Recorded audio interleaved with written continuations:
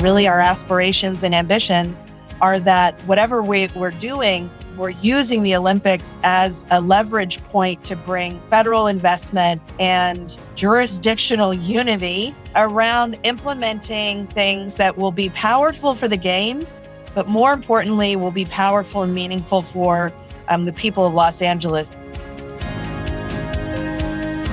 This is Transit Unplugged. I'm Paul Comfort. Good to be with you on another edition of the world's leading transit executive podcast, Transit Unplugged. News and views this week with Seleta Reynolds, who is the Chief Innovation Officer at LA Metro in Los Angeles, California, here in the United States. She's also the Interim Chief People Officer, carrying two hats today. Seleta, thanks so much for being on the podcast. Great to be with you, Paul. So tell us about that. Let's just kick it off right away. So how did you end up as Chief People Officer in your portfolio, which includes IT, I think, which is a big responsibility?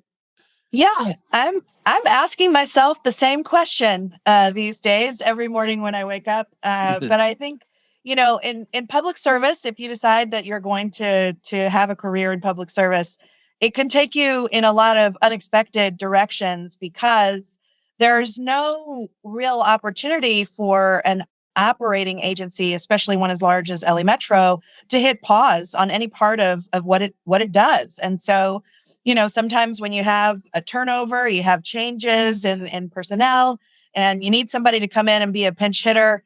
Our CEO, Stephanie Wiggins, asked me to step in as interim chief people officer. And so I said yes. And really, it is not that far of a stretch. When I was the general manager at LADOT, which also has a mighty transit service, LADOT Transit, which is the largest municipal operator in LA County, hiring and creating a positive culture and making any of these big public agencies, making them really great places to work is truly the secret sauce, I believe, in executing and delivering great service. So I care passionately about what the Chief People Office does. I would just like to have one job instead of two. But for the moment, I have an outstanding Deputy Chief Innovation Officer, Marcel Porras, who started right in the nick of time just before this happened. And so I have a really solid team that's keeping everything going on the innovation side of the house. Well, I'm sure they're well served with you doing that because, like you said, you were a GM. Tell us about your background some, Seleta. I was a history major and I graduated in 1998. And I had really no idea what I wanted to do. And I hustled hard to get any kind of internship, a paid one, preferably, that I could. And the one that I landed happened to be with the bike program at the City of Oakland's Public Works Agency. And in the late 90s in the state of California, bike programs were just starting to get going because of a change in state law that made funding available to cities that had a bike program and that had a bike plan. It really incentivized this boom of bike planning and really thinking about streets differently. And I was fascinated from the very beginning because I was creating something brand new. There wasn't a guidebook. There weren't people there to tell me I was doing it wrong. And happily, there were a lot of folks across the country that were sort of in the same place. And so it was also this incredible moment of finding a peer group, a cohort of folks who all had the same kind of streak that I did and still do, which is a desire to upset the status quo wherever it's not serving everybody well. And so I started that way, and then I spent about a decade at a consulting firm called Fair and Peers, which is where I really did fall in love with the people side of the job. I really loved learning about how to create a great team, how to lift people up, how to coach people and where they want to go in their careers, how to help them be successful, and how to do the tougher parts of that job too, how to hold people accountable and not shy away from difficult conversations and still treat people with respect and dignity, even through really tough moments, where you're having to deliver tough news. And I learned about how to run a business, but I couldn't stay away from public service. I'm a local government nerd for life. I was in youth legislature when I was in high school and student government. And I wanted to be back close to where decisions are made. And so I went back and took a job at the SFMTA in the Livable Streets subdivision there of that organization, getting back to my love of kind of redesigning the public right of way, moving those white lines around on the asphalt, 6 inches here and 6 inches there, and sort of having the conversations about what happens when you do that with communities, what they lose, what they gain. And then I got a call about the job at LADOT. It happened to be a guy named Mark De Laverne, who I was on a board with, the Association of Pedestrian and Bicycle Professionals. His boss, Sam Schwartz, who was formerly commissioner of New York City DOT, was participating in a search and helping Jeanette Sadik-Khan, another former commissioner of New York City DOT, to find the next general manager for the city of Los Angeles. And at that time, I had only managed about, I'm going to say, a maximum of about 20 planners and engineers primarily. And LADOT at that time had a workforce of around 2,000. And not just planners and engineers, but, every different type of job classification. And I figured I wouldn't be the right fit for the job, but I felt like I wasn't going to have another opportunity to have a one-on-one interview with Jeanette Sadik-Khan. And so I said, yeah, sure, put me in the hat. But there's no way this is going to work out. And lo and behold and lo, I was just dead wrong about that. Took the job, started in 2014, was very sure that I was not going to last more than 1 year. But, ended up being there for 8 years. And then I decided it was time for me to hand the torch off. Those big operational jobs are incredibly challenging. They take up a lot of your life. I have 2 kids, and I felt like I wanted a job that I could get a little bit more work-home balance.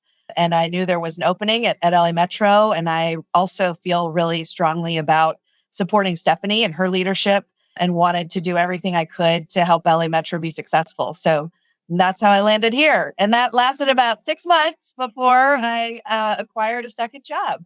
Yeah. Well, I share your passion for local government too, Seleta, and I'm a history major too. So we have nice. That in common. Yeah. Nice. There's a lot of us. Yeah. So tell us about the Office of Innovation at LA Metro and what you're working on now. Sure. So it was formerly known, the artist formerly known as the Office of Extraordinary Innovation, started under then CEO Phil Washington and Dr. Joshua Schenck, created really to try and bring forward, try and establish an office whose job it was to do a couple things. One, to be out in the marketplace, figuring out what was going on, what people were talking about, what new ideas they could bring home. But second, to create a way for private companies that had great ideas to come and pitch them, to do reverse pitches. So they established something called the unsolicited proposals process, which still exists to this day and has been really successful in many ways. There's nothing in the world of public agency procurement that everybody agrees is amazing. But I think that this particular way of doing things has proven really positive all around. So unsolicited proposals remains part of it. When Stephanie took over as CEO, she rebranded the office as the Office of Strategic Innovation, and really added something else significant to its portfolio, which is major events, primarily the 28 Olympic and Paralympic Games. So the OSI is the office that's responsible for trying to convene and put forward the mobility plan for the 28 games. And really our aspirations and ambitions are that whatever we're doing, we're using the Olympics as a leverage point to bring federal investment and jurisdictional unity around implementing things that will be powerful for the games, but more importantly, will be powerful and meaningful for the people of Los Angeles. So a network of countywide bus-only lanes. The agency has currently got a program underway to build out about 100 miles of those, establishing large mobility hubs where people can change from, a bike to a bus or a bus to a rail, et cetera, as well as first last mile improvements, a really cool program to bring arts and culture into an open streets program countywide that would celebrate the local arts and culture. So that's all really cool. But there's a couple of other things that I want to make sure that I mention. One is the mobility wallet. So the city of Los Angeles and LA Metro are currently partnered on a pilot to establish a universal basic mobility program in South LA. And universal basic mobility is this idea that everybody ought to have access to the same array of dignified, reliable, safe transportation options to hopefully close the gap in accessibility between people who have a car and people who don't. And so, that includes provision of services, it includes redesigning streets. But LA Metro's role is the mobility wallet, which is $150 that we're giving to 2,000 Angelinos, $150 a month for a year. Half of those folks will also be getting a smartphone as well. But we're trying out a number of different payment methods at the same time in our little lab. So that's a really cool project underway, and it's just about to formally launch. And then the Visionary Seed Fund. So this is a program established in Measure M, which allocates some dollars for research partners and transit agencies who have new ideas about how to improve their services. So this round, which is the first one, is really around increasing ridership on transit. And that can be anything from, providing free e-bikes to folks to solve that first last mile problem, or directly addressing the needs of women and girls on transit, or dealing with some of the safety, security, and cleanliness challenges that we have. So, if there's a lot going on in the office, we're also doing the internal agency strategic plan. And the big finale is the traffic reduction study, AKA congestion pricing. Wow. You have a lot on your plate. Congestion Yes. charging is an interesting concept. We'll have to dig into that another time. Let me ask you, because you are moving kind of on a global stage, what inspires you on the global mobility stage as heading up, one of our country's biggest cities' innovation programs? Yeah, well, at the moment, what I'm most keenly interested in are what global cities that have hosted an Olympiad have done that has really proven to be a legacy, right? So a lot of folks are like, well, you should go to Paris, right? Because Paris is hosting the 24 games. Who wouldn't love to go to Paris? I'd love to go to Paris. They're doing some incredible things. But for me, I'm interested in who has hosted a games and made improvements that have really lasted. And there's really three places that come to mind when I think about that. There's London, obviously, some incredible work they've done opening new rail lines and for their games, and really the whole Docklands redevelopment that became a legacy of those games and remains a really powerful driver of their economic growth. Then there's Vancouver, again, their False Creek development where they built the Olympic Village and then turned that into housing for folks. Obviously, housing and how we deal with our crisis here in Los Angeles and really the entire West Coast of the United States is front of mind for any transportation planner, because we all know that when the land use side doesn't get it right, we're the ones that end up having to clean up the mess and pay the price and deal with all of the weird things that happen when when you have a housing jobs mismatch and so on.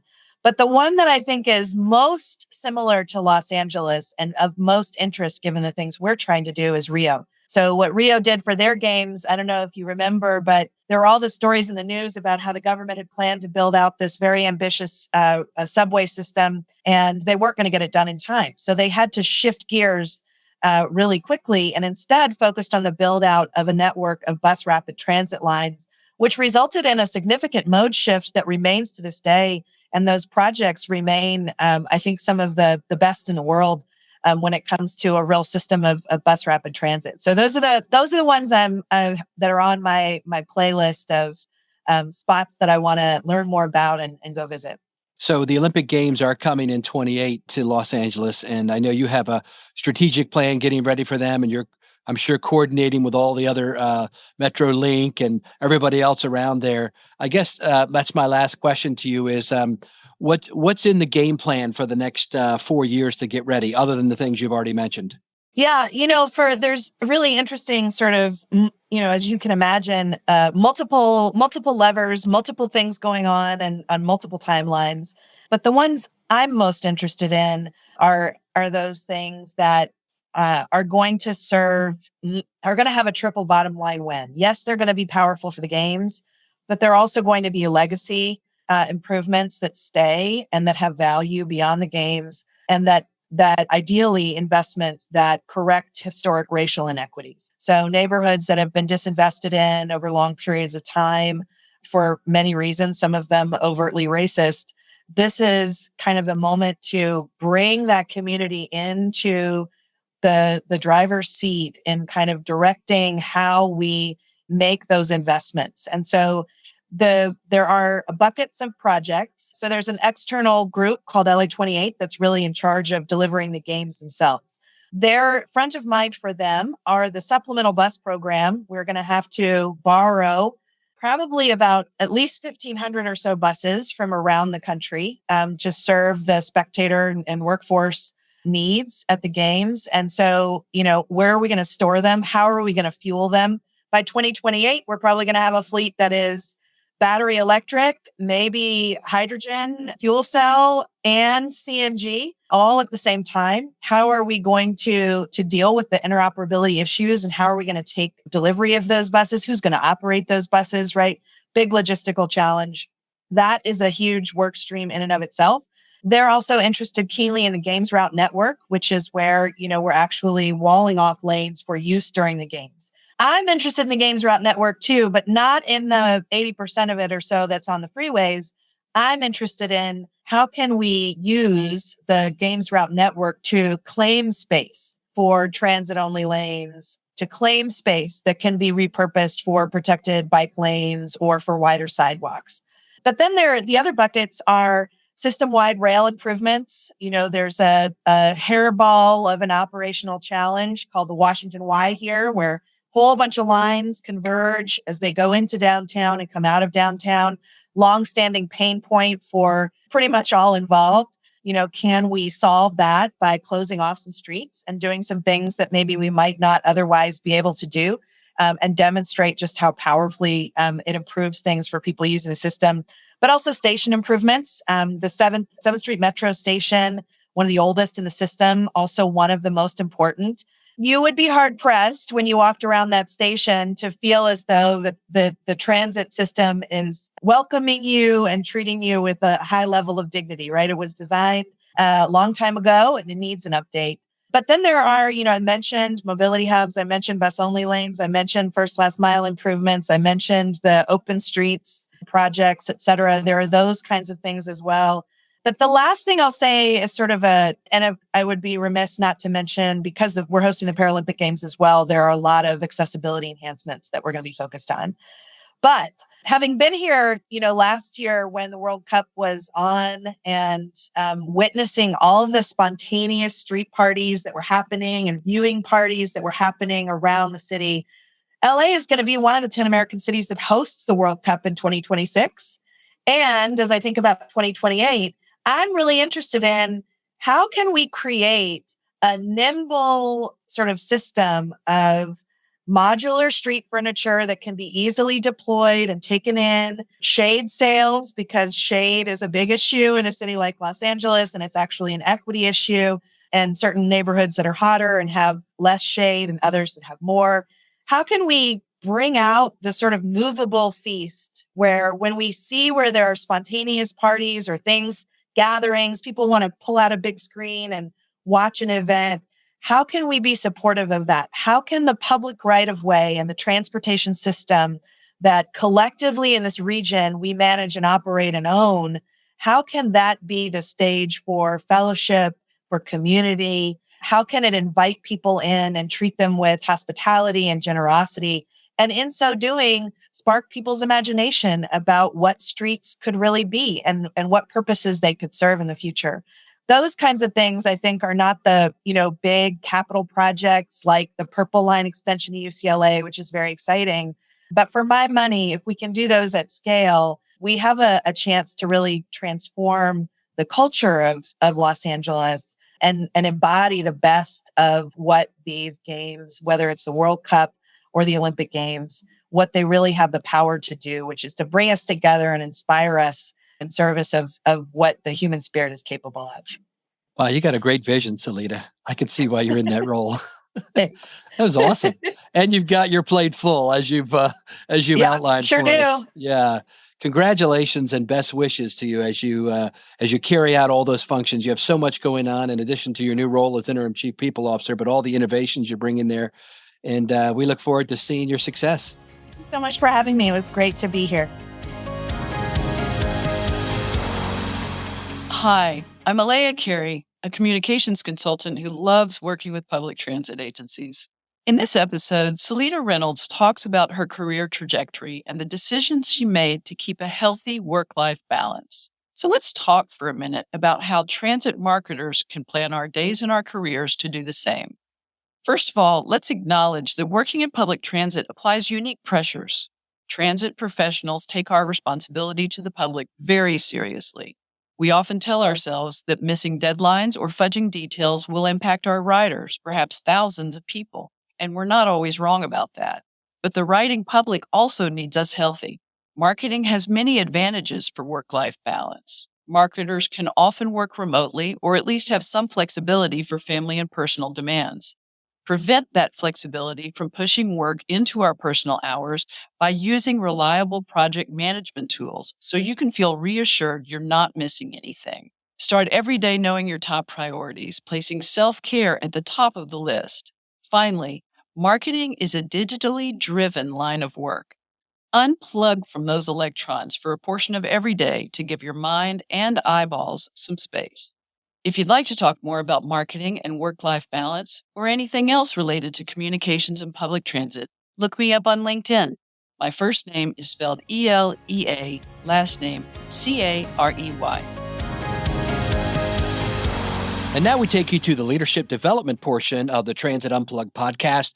As you know, we've been highlighting folks who have something to say about leadership in our industry of public transportation. And who better to have on today than the CEO of Mobility Leadership Advisors, my friend Josh Cohen. Josh, welcome to the podcast. Thanks, Paul. So nice of you to have me. I appreciate it.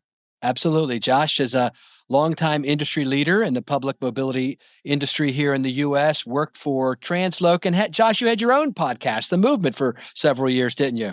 I did, and I know how much work it takes to bring this to your audience every week. So thank you, Paul, for everything you do. It's really a tremendous asset for the industry. We're grateful that you do the work. Appreciate it.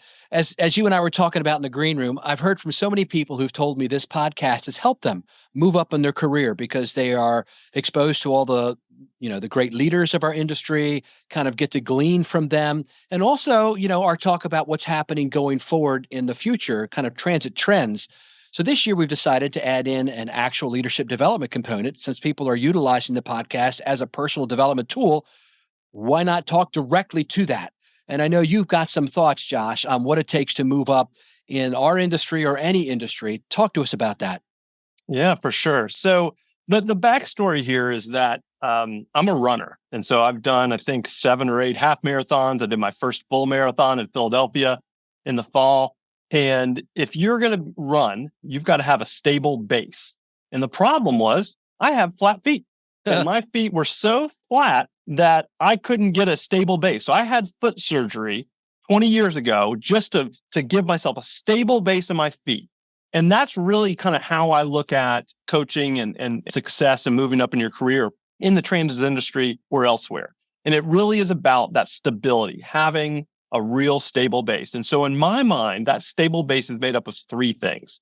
So first is values. So values influence everything we do. They're the tools that we make decisions by. But the problem, and we can talk a little bit more about this if you want, but the problem is a lot of folks haven't clearly defined what those values are for themselves. So that's number one. That's the number one thing. The second thing is strengths. So we talk a lot about our weaknesses and improving our weaknesses, but what's more effective is nurturing our strengths. And then the third thing is a compelling future vision. So if we don't know where we're going, how are we going to know when we get there? So that's one of the things I work a lot with folks in the transportation industry and beyond, is really helping them get clarity on those 3 areas. Because if they're not clear on those 3 areas, they're not going to get very far. I think you send out, how often do you send that email out? Once a week, about the same tempo as when I had the podcast. So I replaced the podcast with an email newsletter. We'll put a link to that in the show notes if people are interested in getting your newsletter on leadership. So let's dive in. So I'm a guy in the industry who is a planner and a transit agency in Kalamazoo, Michigan. And I want to move up. I want to become the supervisor and the manager of my department and maybe eventually, a CEO of an agency. Why are values important to me? Yeah. So I think values are so important because I think, and that example you just gave is a great one. So sometimes folks make this decision, or they kind of move into this environment where they say, "Oh, I should move up in the organization. That's what I'm supposed to do." I'm using air quotes here. Yeah. That's what I'm supposed to do. And that may be the right answer for folks, but what is more important is that they've spent the time to really think about what's important to them. And so what I mean by that, for me personally, what I care about more than moving up in an organization is the impact I can have. So the impact even over title. Even if I don't have the title, even if the world doesn't recognize that, I've got a fancy title, if I personally know that I'm making an impact, I can put my head on my pillow well at night. And so I think that's what I mean there is that having that reflection time where you say, okay, as I'm thinking about this, maybe it is recognition from peers. Maybe this title is important to folks. And again, there's no value judgment here. What's right for you may not be right for me, and that's okay. So it's not that there's something that's right and something that's wrong. It's determining what's right for you. Another one for me, for instance, is autonomy.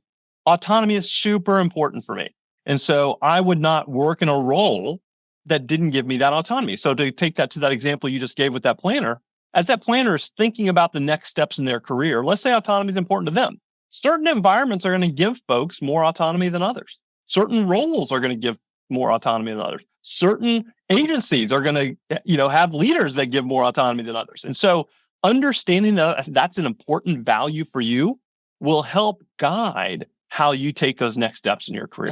Yeah, that's very interesting, Josh. So if I wanted autonomy, I may be attracted to a job that would let me have more independence. Or if I want to have an impact and I want then that planning job where I'm actually planning out the routes that will serve 1 million people in my city, I think I want to stay in planning versus maybe go into safety where, or a safety supervisor position where, maybe I feel like I don't have as much direct impact on the whole system. So by figuring out kind of where it is you want to go and working your way backward, like the 7 Habits of Highly Effective People say, start with the end in mind. Mm-hmm. That's your value? Yeah, totally. And I see this all the time with folks that, again, they've ended up in, say, middle management, where instead of being connected to, say, the riders when they were more in operations, yes, or other aspects of the business, they're now pushing paper around. They're managing budget, and there's nothing wrong with doing those things.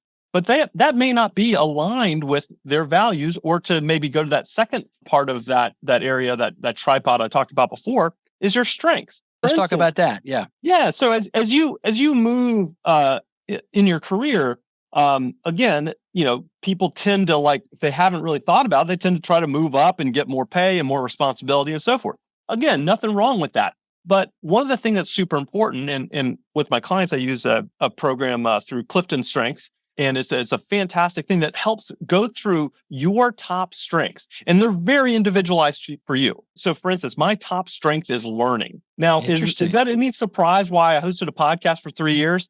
I got to learn from the best and the brightest every single week. Like, that was like catnip for me. And now you work at Duke, which is a big learning institution. Yeah, that's right. And my office looks out on the library here. So like I'm in a great position to really foster and lean into that strength of mine. And so, for instance, if you've moved into a role just because it's been provided for you, or that's what you're supposed to do, but it's not aligned with your strengths, you're not going to be happy. And again, I see folks all the time that are in roles that they're just not aligned with as far as their strengths. So getting clear on what those strengths are, and then trying to think about what are ways that I can move towards that, I think are super critical aspects there for anyone who wants to move in their career. And this is maybe the logical then next step is thinking about, where do you want to go? Yeah. And that's where this compelling future vision is so valuable. The approach I like to take, I borrowed from a eatery in Ann Arbor, Michigan, The Ride. Hey, The Ride. And it's a group called Zingerman's. And the thing that they do so well, and their CEO, and they've done across their whole organization, is work together to create this compelling narrative of this future point in time. And it's not a strategic plan. It's not how to get there. It's just what you want to be true.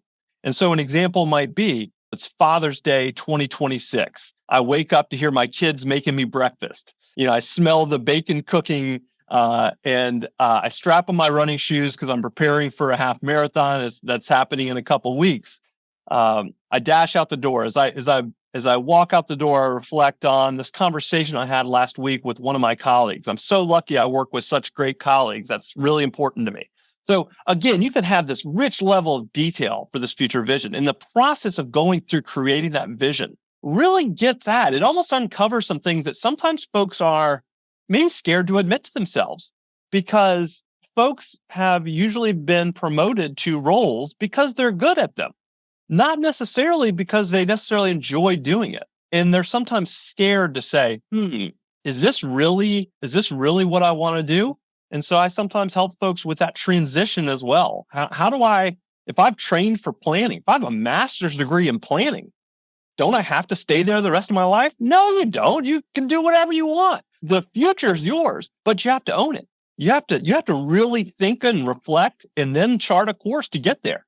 And that's part of what really getting at this foundational work of understanding your values, understanding your strengths, and understanding your future vision allows you to do. Awesome. I've always believed that you can pretty much figure out your destiny or where you are self-actualized if you find the point between your interests and your ability where they intersect. And I've taught that as commencement addresses at college and high schools, et cetera. And so it's kind of what you're saying, right? It's where your abilities are, and you have to. There's a book out called Strength Finder that I used to help me do that, analyze what they were. Communication was one of them, and then your abilities and your interests where they interline, and that's kind of what you're saying. So to move up and to actually not just move up, but maybe to improve your life. I think that's what you're talking about. You need to have established what your values are. They're kind of the boundaries, right? And then you have to figure out what your strengths are, how you're going to move down the field. And then your vision is the goal line. I love it, Josh. Thanks for sharing with us today. Any other final closing thoughts? No, I think this is fantastic, what you're doing for the industry, Paul. And I'm so grateful for you taking the time to do it and share it with your listeners. And I know they appreciate it as well. So thank you. Well, thank you for the work you're doing as well to grow our industry. We are only as strong, right, as our people. And we're talking about how each of us can become better at what we do and have a bigger impact. Thank you for helping to share with us today on that. And we'll have links to Josh's, how you can get a hold of Josh in the show notes of today's podcast. Thanks for being with us. Thanks. Thank you for listening to this week's episode of Transit Unplugged with our special guests, Seleta Reynolds and Josh Cohen. Now, coming up next week on the show, we have Conan Cheung, Chief Operating Officer of LA Metro. Let's hear a little bit from that interview. We took one station, Westlake MacArthur Park, on our red and purple lines, which is arguably, one of the more challenging stations. And we went from top to bottom, really identifying things that we could do to try to disincentivize negative behavior and really take back that station for our customers and for the community.